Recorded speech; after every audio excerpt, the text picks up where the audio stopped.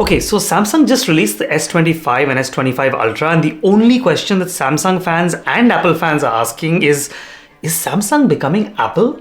Now, whether you're a Samsung fan or an Apple fan or just a smartphone enthusiast like me, you've probably watched for over a decade as Samsung and Apple fought over the crown for the best smartphone maker. Now, I'm not saying that one is better than the other. I think that the relentless drive to release the bigger phone, the more powerful processor, the better form factor, the better screen, and so on has only benefited all of us as consumers. And things were incredibly exciting for years. As a tech enthusiast and a reviewer, I've waited excitedly for the keynote each year from both Apple and Samsung and joined the tech world to marvel at the kind of features they've been able to pull off. But somehow things seem different recently. In the last few years, it's clear that Apple's iPhone has kind of plateaued. And by the way, just to be clear, that's not a bad thing or something against Apple. On the contrary, their iPhones are so bloody good that they don't need to do much more. But as Apple slowed down, Samsung actually surged with innovation, peaking somewhere about a couple of years ago when they launched the incredibly good S23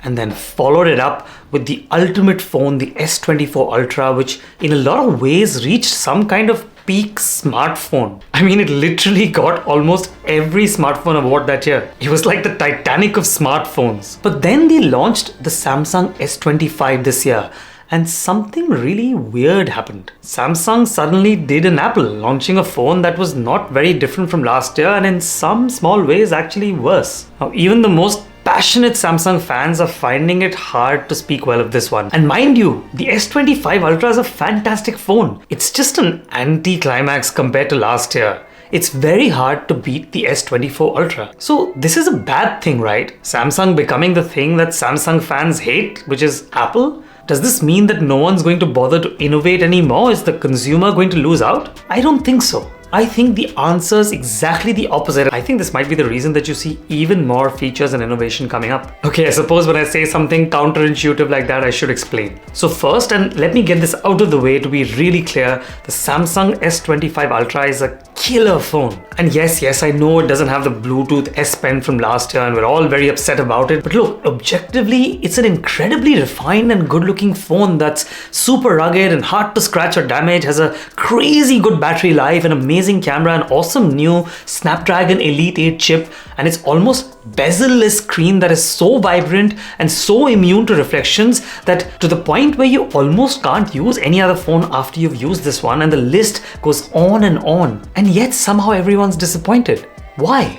Because whilst all those features sound great on paper, it basically looks and feels like the same phone as last year. The chip last year was blazing fast as well, and unless you're playing some incredibly high-end game or exporting edited video on this phone, which no one does, you can't really tell the difference. Visually, it looks pretty much the same, just with slightly more rounded edges. But the underlying reason why Samsung fans are feeling bad, even despondent as one Samsung fan said in a comment on one of my recent reels, the real reason is that there's nothing to look forward to anymore. Samsung has already reached peak smartphone. But the thing that really matters here is not that they've reached peak smartphone, is that they've finally matched or even conquered the iPhone. But why is this important? Well, if you think back to the time since 2007 when the first iPhone was launched, there have broadly been three phases of Samsung phones. The first phase was when Samsung's phones were pretty bad and they did everything in their power to get better. And to their credit, when Apple launched the iPhone, Samsung were probably one of the first manufacturers to see the potential that this product has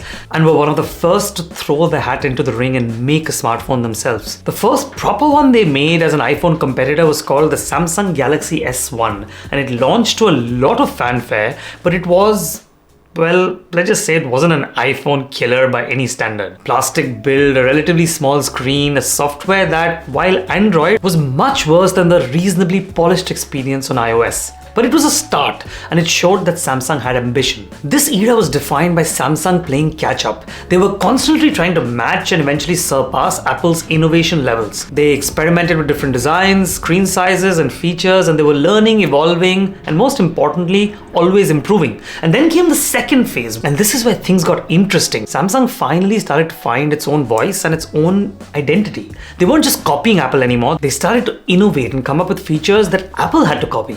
They introduced introduced larger screens, better cameras, more powerful processors. The Galaxy S3, for example, was a massive leap forward. It had a unique design language and features like Smart Stay and S Voice. Ooh, remember that? That really differentiated it from the iPhone. Now, this period saw Samsung rise to prominence. They were no longer just a follower, they were a leader. They were pushing the boundaries of what a smartphone could do, and they were giving Apple some serious competition.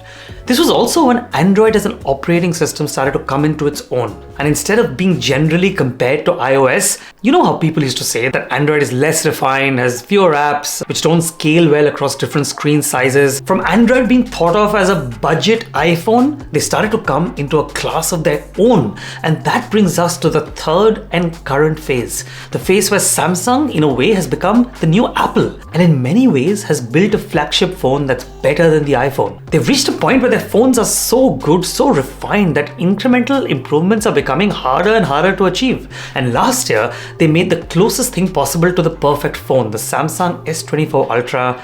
And man, what a phone. It was crowned phone of the year by most major media outlets and tech reviewers, and accompanied by a general, crescendo of love and admiration from its fans. And by the way, was even the cause of many long-term Apple fans to switch to Android. In fact, if you look at the data in 2023 and 24, we saw the highest number of new iPhone users come from Android like ever. So why this year did they make a boring S25 Ultra? Why does it look like they paid almost no attention to this phone over the last year? I think there are three big reasons, and they are the declining smartphone industry, the general lack of serious competition, and the massive focus by tech companies on new product categories. Let's go deeper. The first one is that the global smartphone industry is not actually growing anymore. It's actually declining. Now, make no mistake, it's still huge, but it's going down. Most of the reason for that is that the market is getting kind of saturated, especially for premium smartphones like the S25 Ultra or the iPhone. Population of people who can afford that kind of phone have kind of already bought their smartphones. So growth, if any, is going to come from budget smartphones sold to people who may not have had one before, which is definitely not the flagships from either Samsung or Apple. Second is the general lack of competition. Given that Apple's gone into a bit of a holding pattern, no innovation mode, and apart from them, there isn't really any serious competitor for a mainstream popular flagship to Samsung. And hence, Samsung isn't really incentivized to innovate very much. From a business perspective, there's no point trying to funnel tons of money into your next product if everyone kind of chooses between two phones and your competitor is kind of releasing the same phone every year, and you have a product that people love.